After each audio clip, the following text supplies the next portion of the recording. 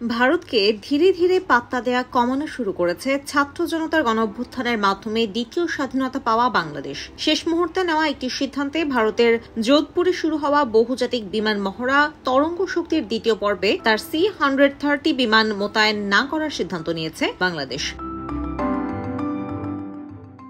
প্রাথমিকভাবে এই অনুশীলনে বিমান নিয়ে আসার কথা ছিল বাংলাদেশের। পরিবর্তে বাংলাদেশ বিমান বাহিনীর কর্মকর্তারা পর্যবেক্ষক হিসেবে এই মহড়ায় অংশ নেবেন বলে জানা যাচ্ছে। বাংলাদেশের রেখে যাওয়া শূন্যস্থান পূরণ করে শ্রীলঙ্কা তার নিজস্ব C-130 বিমানের সঙ্গে এতে অংশগ্রহণ করবে বলে সিদ্ধান্ত নিয়েছে।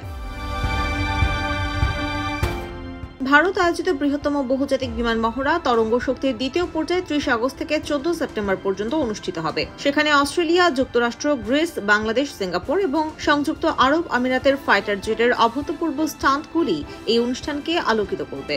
2023 সালের এপ্রিল মাসে দুই দেশের মধ্যে সামরিক সম্পর্ক জোরদার হওয়ার পর ভারতের এই সামরিক মহড়ায় গ্রিস প্রথমবার অংশগ্রহণ করতে চলেছে। মহড়ার সময় Bharat Asia Tejas ACU, MKI এবং রাফালে সহ তার উন্নত সামরিক সম্ভার প্রদর্শন করবে। 2024-এর তরঙ্গ শক্তি অনুষ্ঠানে 18টিরও বেশি দেশ অংশগ্রহণ করেছে এবং প্রায় 67টি যুদ্ধ বিমান ব্যবহার করা হবে। 10টি দেশের বিমান বাহিনী তাদের সামরিক সম্ভার নিয়ে অংশ নিচ্ছে এতে, এবং অন্যরা পর্যবেক্ষক হিসেবে তরঙ্গ শক্তির অংশ।